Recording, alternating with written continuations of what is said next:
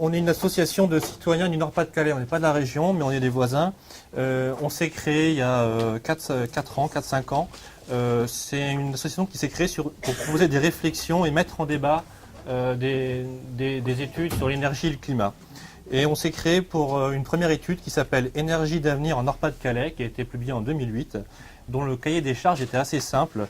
C'était une division par 4 des émissions régionales de CO2 d'ici 2050 et le non-renouvellement de la centrale nucléaire de Gravelines, qui est la plus grosse centrale d'Europe et qui est la seule de notre région.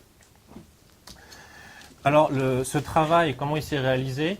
Il y a 3 parties. Il y a une modélisation énergétique et des émissions de CO2 actuelles et jusqu'en 2050. En parallèle de ça, on avait créé des groupes thématiques pluridisciplinaires de manière à élaborer les politiques publiques pour suivre ce scénario.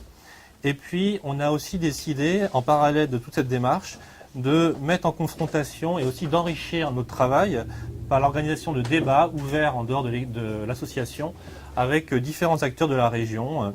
Et donc, on a organisé 3 débats sur des thématiques différentes. Donc, la publication en 2008, on a gagné le prix Eurosolar 2008 en récompense de cette étude. Et depuis ce temps-là, on a fait à peu près une centaine de conférences. Alors, le nucléaire, je ne vais pas revenir sur les dangers du nucléaire. Là, on vous en a parlé suffisamment. Je pense que toute personne normalement sensée est d'accord avec le fait que le nucléaire comporte de grands dangers. Maintenant, certaines personnes se disent oui, mais on en a besoin parce que le réchauffement climatique est encore plus dangereux. Alors, en fait, le nucléaire est une mauvaise option face au réchauffement climatique. Je vais juste citer 3 raisons. D'une part, il est hors délai. Il demande beaucoup de temps pour se mettre en place et l'urgence climatique fait qu'on doit agir dans les prochaines années. Il est trop cher, donc on vous l'a déjà exposé. Et puis en plus, il est non généralisable et renforce les inégalités. L'uranium est très mal réparti sur la planète, il est dans quelques pays. Et en plus, le nucléaire nécessite des niveaux technologiques et de sécurité très importants qui empêchent tout développement, et heureusement, dans d'autres pays. Alors, la question, en fait, c'est de savoir s'il y a l'alternative. Ça ne sert à rien de discuter sur les détails du niveau de danger. Au final, s'il y a l'alternative, on se passe du nucléaire. Alors, pour ça, il faut avoir une approche globale de l'énergie. J'ai repris ici un graphe qui vraiment synthétise l'esprit à avoir.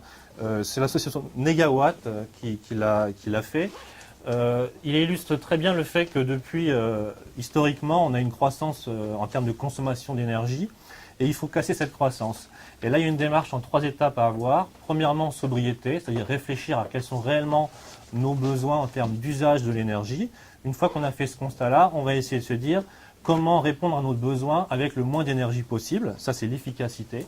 Donc, ça peut être utiliser des véhicules qui ne consomment pas très peu de carburant, etc. Et puis, une fois qu'on a fait ce bilan des énergies dont on a besoin, on essaye de les produire avec un maximum d'énergie renouvelable. C'est le point numéro 3. Alors, je vais vous présenter quelques propositions de notre rapport. Le rapport complet fait 250 pages. Il y en a des exemplaires là. Il y a une synthèse qui existe et ceux qui sont courageux et qui peuvent rester un peu plus tard, je crois qu'il y a une possibilité de présentation plus complète de l'étude. Voilà. Alors, quelques points. Donc, d'abord, enclencher un vaste programme d'économie de l'énergie. Rénovation du bâtiment, ça c'est un point vraiment clé. Aussi sur l'industrie, il y a encore des choses à faire en termes d'efficacité des moteurs électriques. On a estimé un gisement de 40%, de la récupération de chaleur sur les procédés, et puis aussi sur les transports. Alors ensuite, il y a aussi, très important, valoriser et exploiter les énergies du soleil. L'énergie solaire est dans tout son ensemble, hein, l'éolien, l'hydraulique, tout ça c'est de l'énergie solaire sous diverses formes. Est sorti de notre culture. Aujourd'hui, on ne jure que par le pétrole et le nucléaire. Mais je me suis amusé, nous, on a l'habitude de montrer ce petit calcul. Si on regarde sur une journée moyenne d'ensoleillement, l'énergie qui arrive sur la surface du Nord-Pas-de-Calais, une journée correspond à une année de production électrique de la centrale de Gravelines. Alors hier soir, je me suis amusé de faire le calcul pour vous. Une journée d'ensoleillement sur la Haute-Normandie, c'est même pas une journée ensoleillée d'été, hein, c'est en moyenne. Hein. Ça correspond à 9 mois de production de vos 2 centrales nucléaires actuelles ou à 3 ans de production du projet d'EPR. Donc, tout ça pour vous dire, évidemment c'est des ordres de grandeur, mais c'est pour que vous ayez bien à l'esprit que prélever quelques pourcents de l'énergie solaire peuvent permettre de satisfaire nos besoins. Donc, si aujourd'hui le fleuron de l'industrie française n'arrive pas à mettre son génie en place pour arriver à récupérer ces quelques pourcentages d'énergie solaire pour satisfaire nos besoins, c'est dommage. Alors, ensuite, s'engager vers un système électrique décentralisé, diversifié, propre et sûr, donc se baser sur les énergies renouvelables, des petites unités de divers types d'énergie et non polluantes. Très important, le point numéro 4, déployer les réseaux de chaleur. Alors, ça correspond, c'est pas l'électricité. Il faut bien avoir à l'esprit que la question de l'énergie, en France, l'électricité, c'est un quart de nos consommations d'énergie. Donc l'électricité, c'est vraiment une petite partie du problème. Les réseaux de chaleur, eux, permettront, dans les usages de chaleur, de faire pénétrer un maximum d'énergie renouvelable. Sans ces réseaux-là, on n'y arrivera pas. Donc ça, c'est vraiment un grand chantier à avoir dans les prochaines années. Ensuite, un arrêt de l'étalement urbain. Les politiques d'urbanisation actuelles font qu'on a des villes très énergivores en termes de déplacement, en termes aussi de bâti. Si vous avez une maison avec un petit pavillon isolé, il vous faut plus d'énergie parce que vous avez 4 murs exposés aux intempéries, alors que si vous avez des logements plus denses, il vous faut moins d'énergie. Voilà, il y a d'autres raisons. Et puis aussi une révolution des transports, avec un report modal sur les modes doux, les transports en commun. Alors, je peux vous présenter maintenant quelques résultats qu'on peut s'attendre. Donc, on aura une économie qui sera moins vulnérable, puisque moins assujettie, par exemple, à l'augmentation des énergies fossiles qu'on va avoir dans les prochaines années. Une adaptation au réchauffement climatique, je ne détaille pas, il faut aller lire l'étude, je n'ai pas le temps, désolé. Disparition du risque actif nucléaire. Il nous reste la vieille centrale à démanteler et à garder pendant plusieurs dizaines d'années. Une amélioration de la qualité de vie, moins de temps dans les transports, une ville plus conviviale, une campagne redynamisée, moins de pollution, donc une meilleure santé, des espaces naturels et agricoles préservés, et aussi une création d'emplois, on l'a souligné, beaucoup plus importante que pour un projet d'EPR.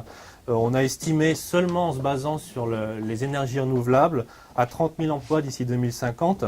On n'a pas pris en compte les programmes de rénovation des bâtiments, de construction des réseaux de chaleur, etc. Et puis, bien sûr, une meilleure indépendance énergétique. Pour finir, alors, pourquoi venir ici alors qu'on est de la région Nord-Pas-de-Calais? Bon, déjà, on est des voisins. Penly, c'est à quelques dizaines de kilomètres de chez nous. Et puis aussi, il y a un lien à faire avec notre étude. Et ici, on a des régions qui peuvent être assez similaires sur certains points. Notamment, vous avez des zones très industrielles, le nord aussi. Et je pense que le travail qui a été fait sur le Nord-Pas-de-Calais pourrait être assez facilement transposable dans la région de Haute-Normandie. Et par rapport au débat public, je voudrais souligner 2 points. Il y a déjà eu un certain nombre de points soulignés très intéressants autour de la table. Je voudrais rajouter 2 points. Pour nous, ce n'est pas la bonne question. D'ailleurs, demander de questionner sur le projet EPR de Penly, non, le cadre n'est pas assez large. Là, on touche au modèle énergétique. Le débat devrait être national pour tous les citoyens et traiter de l'énergie dans son ensemble, avec les 3 axes dont j'ai parlé tout à l'heure. Quels sont réellement nos besoins en usage de l'énergie? Comment les satisfaire avec le moins d'énergie possible? Et à la fin, on regarde quelle énergie on utilise. Et là, on verrait que le nucléaire n'est pas nécessaire.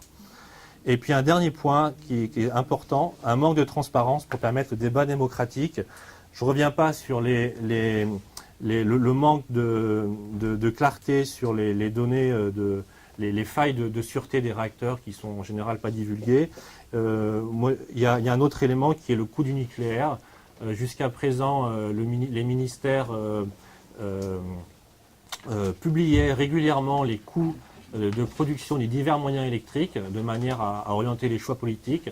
Or, bizarrement, depuis à la dernière publication, les moyens de base ne sont plus publiés, c'est-à-dire qu'ils ne publient plus les coûts du nucléaire pour des raisons de secret commercial. Évidemment, pour l'éolien et le photovoltaïque, on publie, il n'y a pas de problème.